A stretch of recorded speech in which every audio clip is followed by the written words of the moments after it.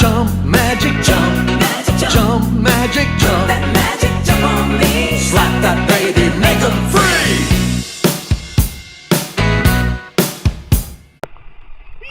Butler of the Trimble family for use in the St. Michael's Church during the late 18th century.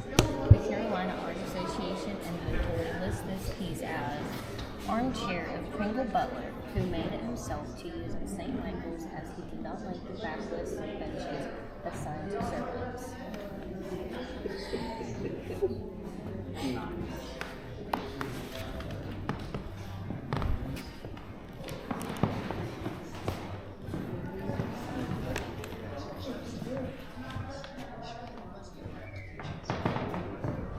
All restaurants.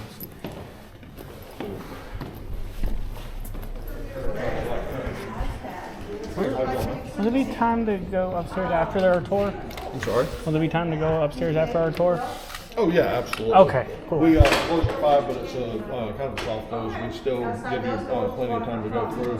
But we're still an hour and 10 minutes off from that. So Okay. that'll probably be the best about it. Okay, cool. Thank you. Absolutely. Thank you. Know that you have a unicorn sticking out of your back? Yes, that's Mr. Sparkles. Okay. He goes everywhere with me.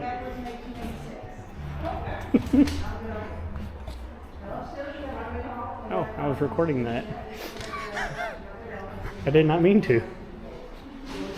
Okay, so. We'll go through the gift shop real quick while we're. We can do it before we leave, I guess.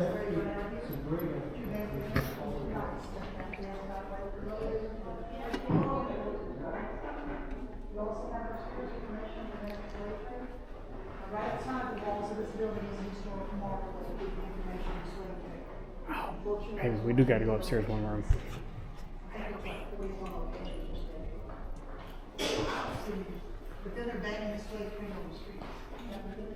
I know it's not the real one. I know, but see, John Hancock. But it's a copy of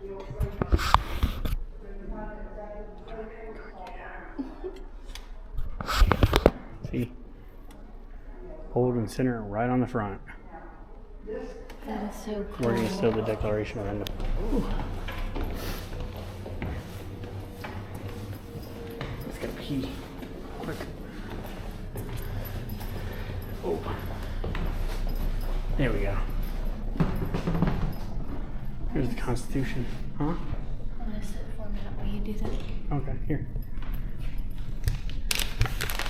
You can pour. Oh.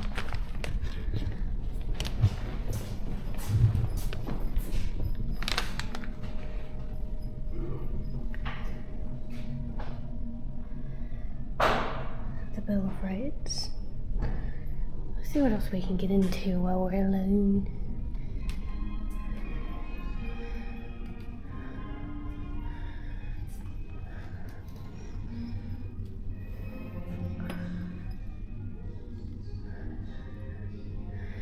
The delegates of South Carolina.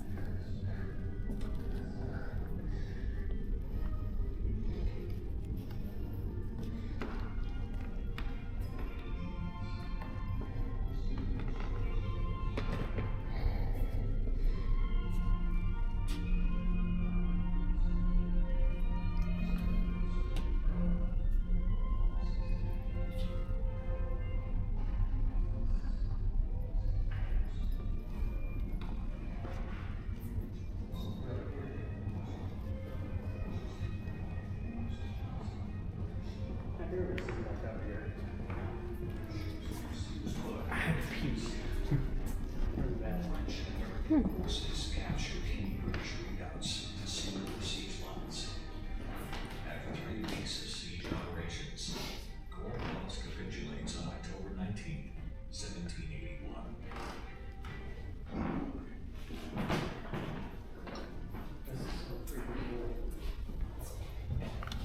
Window.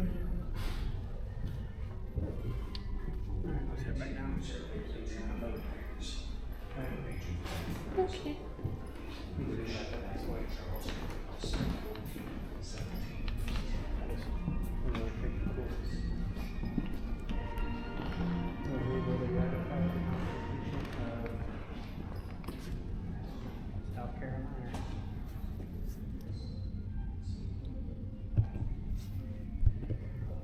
You get to sign it? Yeah. I'm gonna sign it up here.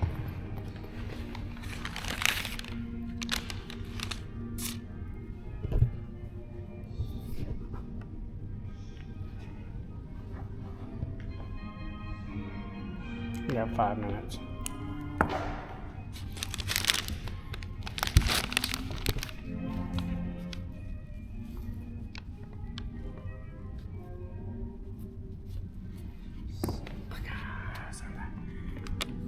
Right there. Oh. Yeah. Now let's get downstairs.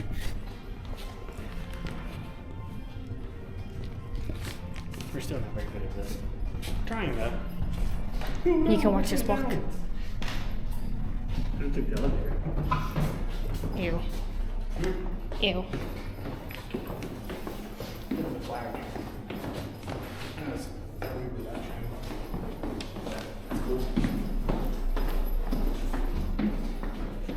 All the way downstairs. Yeah. Okay.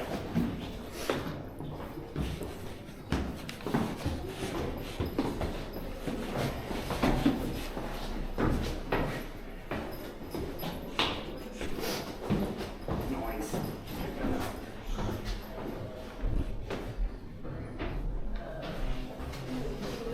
That's cool. There you go. Thank you. Hello.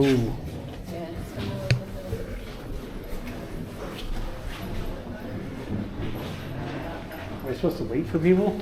No, I think they're Oh.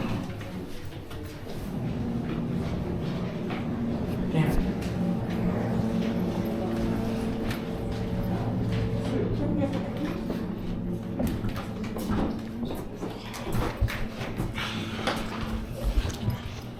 We made it just in time.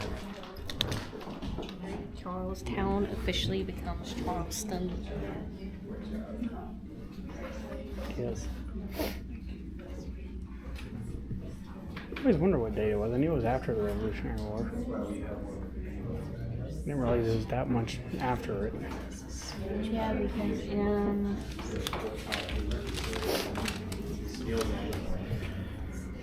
May 12th of 1780, General Benjamin Lincoln surrenders Charlestown and the British occupy it for more than 2 years. Oh yeah, the British invaded again.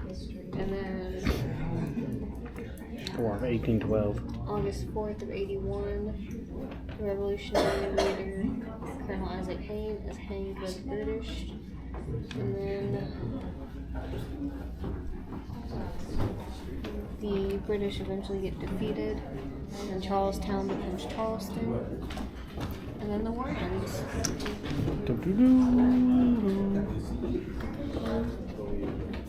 The revolution ends.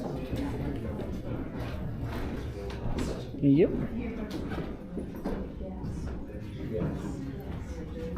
And another big event right here, in between here happened.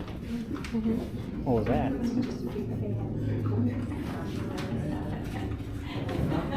America Day. July 4th, 1776. Yeah. Creepy. I didn't know that.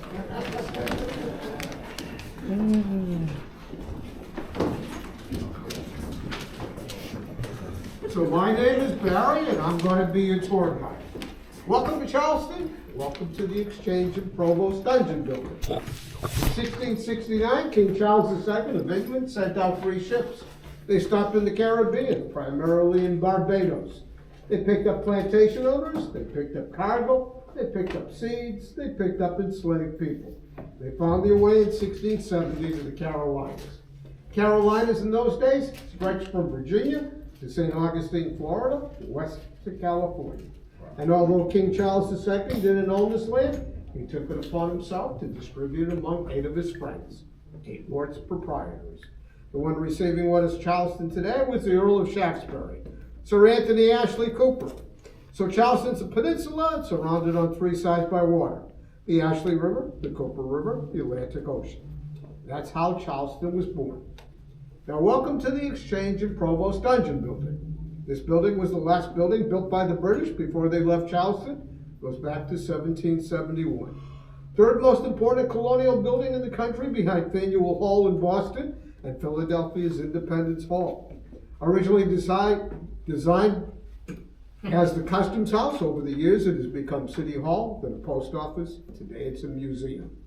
Its architecture is known as Georgian Palladian. Georgian refers to symmetry, so I want you to keep that word in mind. Symmetry. What you see on one side, you see on the other. Palladian refers to the arched windows you see on the first and second floor. Now the floor you're standing on is not original to the building. This building was commandeered by the Coast Guard during World War II, and they turned this area into a nightclub. So this is a dance floor. They brought in a big band and they brought in food. But when you walk into the dungeon, you're going to be walking on the original floor, which is now 254 years old. And similar to the streets and sidewalks of Charleston, it can be dangerous. Bricks are missing, bricks are chipped. I don't want any accidents. The arches you see here are original to the building. They are known as Roman groins or double-barreled arch vaults.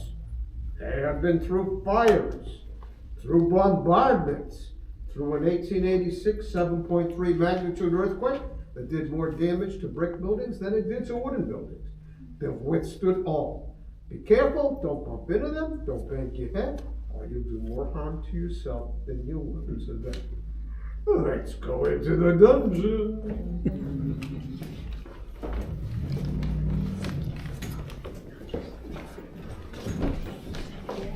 Follow me. That's cool. It's the first time we've ever done something like this with an actual tour guide.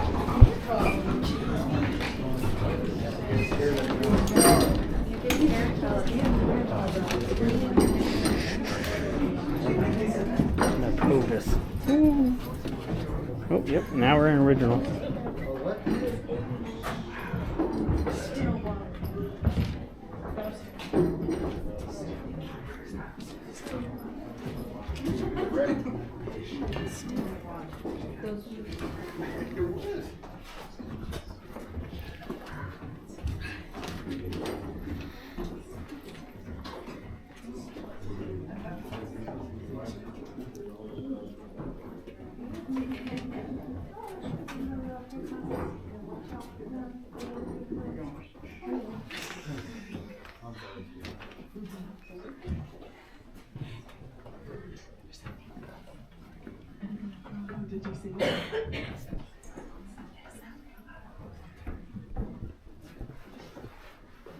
This is actually the third building on this site. The first building was a one-story guardhouse. The second building, there's a model of it over here, was a two-story guardhouse and city council chambers. And outside of that model is a brick wall. That brick wall is known as the Half Moon Battery. If you look down below the railing, this arched brick wall running under the bridge is the Half Moon Battery. Charleston was a walled city. It was a walled city from 1698 to 1760. The wall ran along East Bay Street. It helped protect and defend the city from being attacked by the French, the Spanish, by pirates, by Native Americans. The halfway point of the wall is here in the dungeon. Now the harbor side of the wall, and we'll talk about that in a minute, was made of brick. The rest of the wall was wooden structures and environmental resources. When you walked into this building, you walked in through the back door. This is the front of the building. The Cooper River came right up to the front door. Ships pulling into the harbor had to report to customs as to what was on the ship so it could be taxed appropriately. Since that time, the landfill has filled in the block and a half to the harbor. 57% of Charleston is landfill, second only to Boston, which is 60%. Now if you look down, there's groundwater down there. When it rains here in Charleston, water seeps into the building. When there's a full moon, water seeps into the building. When there's a high tide, water seeps into the building. If you blink the wrong way, water sinks into the building. Fortunately, it's not come up to the platform level yet. If and when it does, the tour will be given on a gondola. Come this way. Look at the pictures. This gentleman was Gus. Gus was the tax collector. Which pulling into the harbor had to report to Gus as to what was on the ship, and he checked it for accuracy. Not the most popular man in town in those days. Come this way.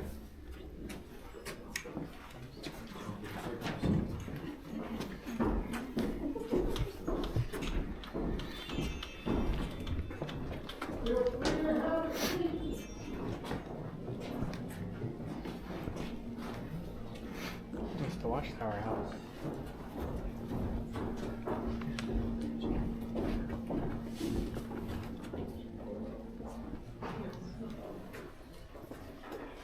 Poor Gus. He's not popular.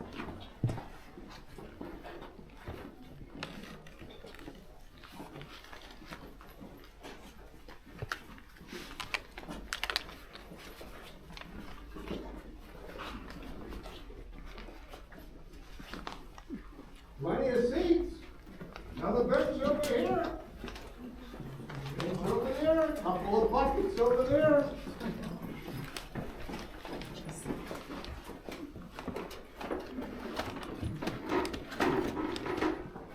Is that on your bucket list? Another bench over here, folks. Going once, going twice.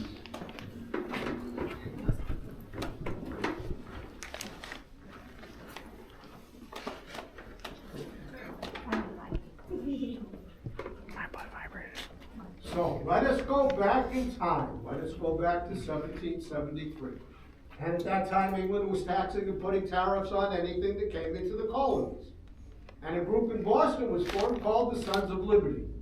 They also formed in New York, Philadelphia, and here in Charleston. And the group here in Charleston was started by a man named Christopher Gadsden. He and a bunch of patriots met under the Liberty Tree on Alexander Street. The British knew what these folks were up to. They came here, they chopped down the tree. But they left the roots. So the Sons of Liberty dug up the roots, made canes out of the roots, and distributed among the members of the Sons of Liberty.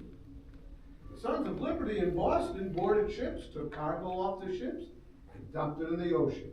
The Boston Tea Party. But we also boarded ships, took tea and spices off the ships, and hid it in this building.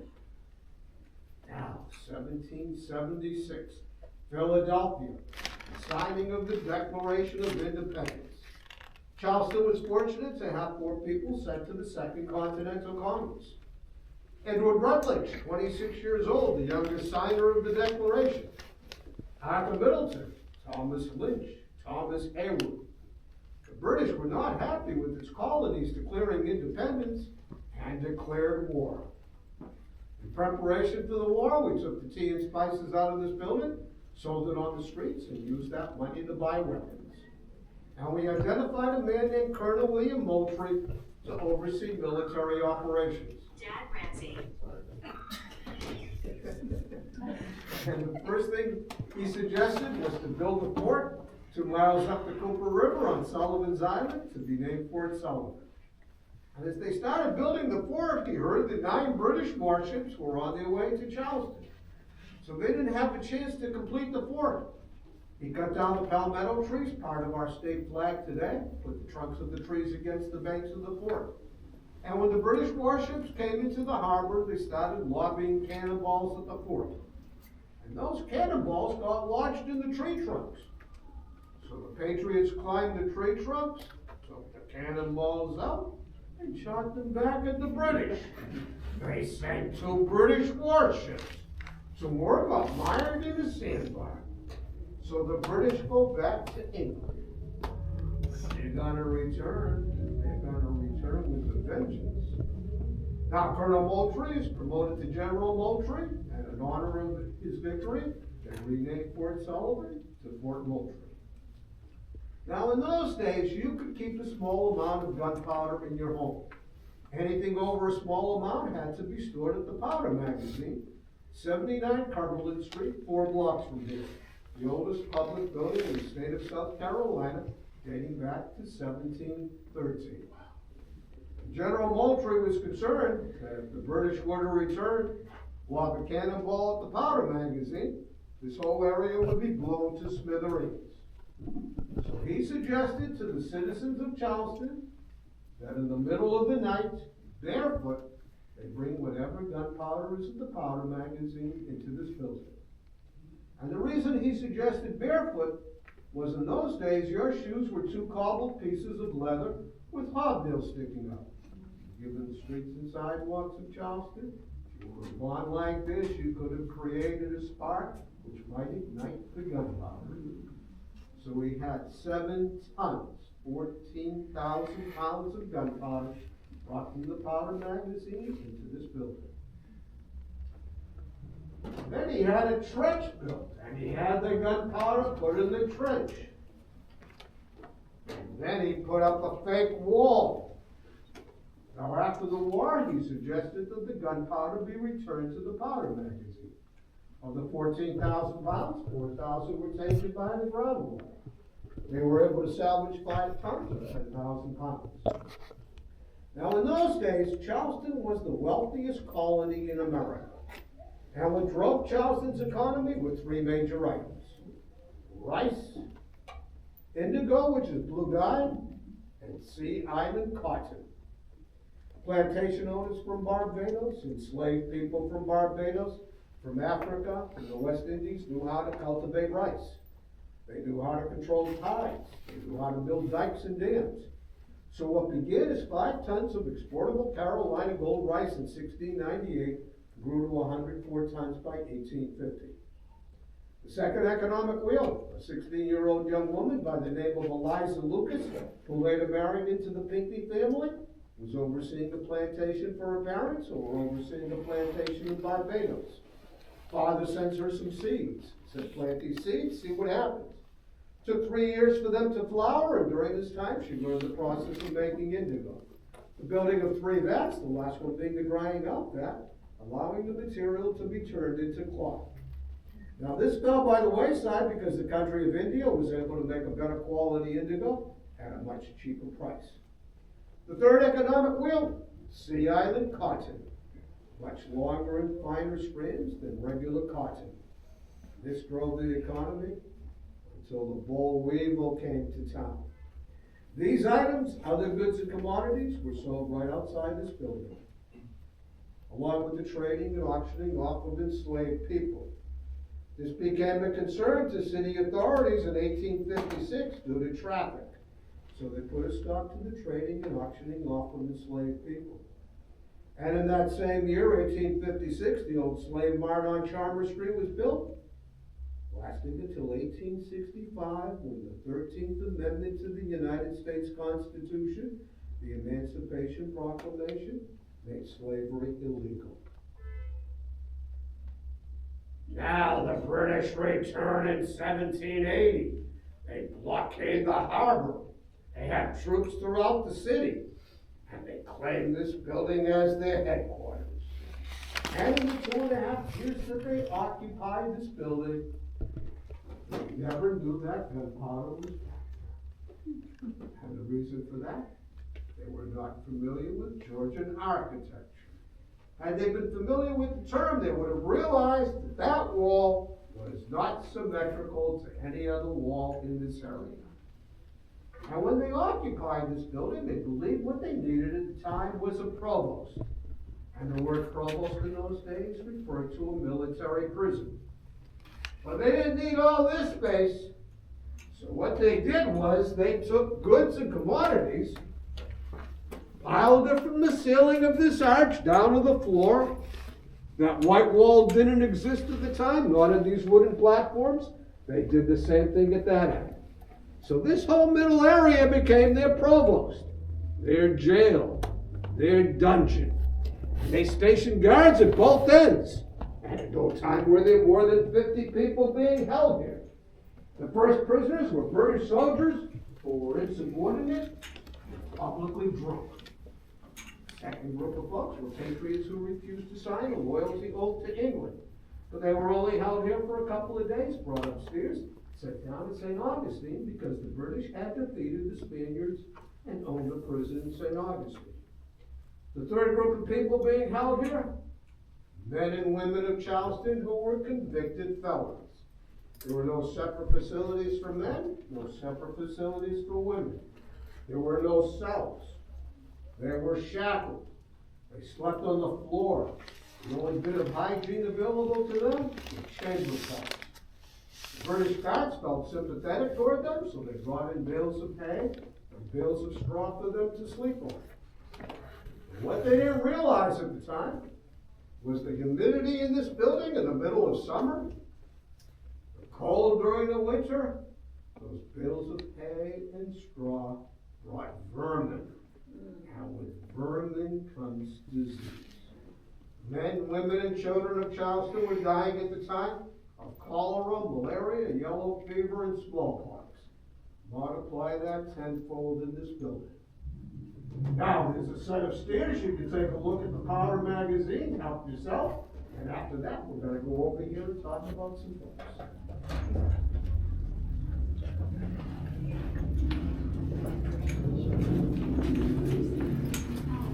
Symmetry.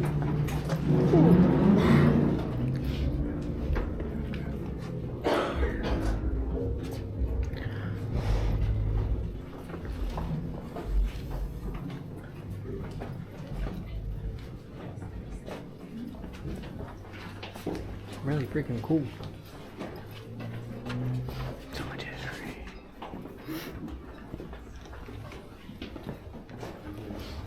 Ow.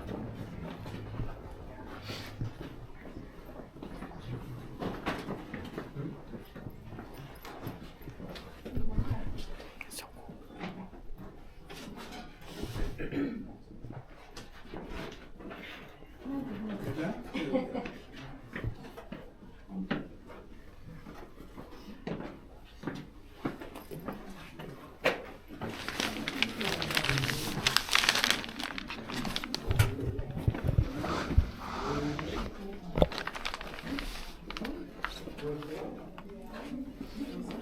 You might need the extra step, baby.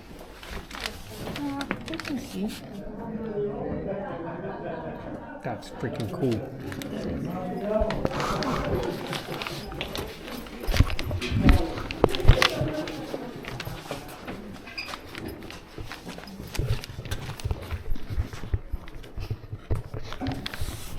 If you're unfamiliar with the flag, it's known as the Gadsden flag. It's yellow in color. At the bottom it says, "Don't tread on me." In other words, no taxation without representation. It has a picture of a rattlesnake with 13 rattles, each one representing a colony here in America. But also held here in the Provost Dungeon was a man named Isaac Hayne. He was a colonel in the army, fought against the British during the American Revolution. He was married. For my baby, crying hard as babe could cry. What could I do? My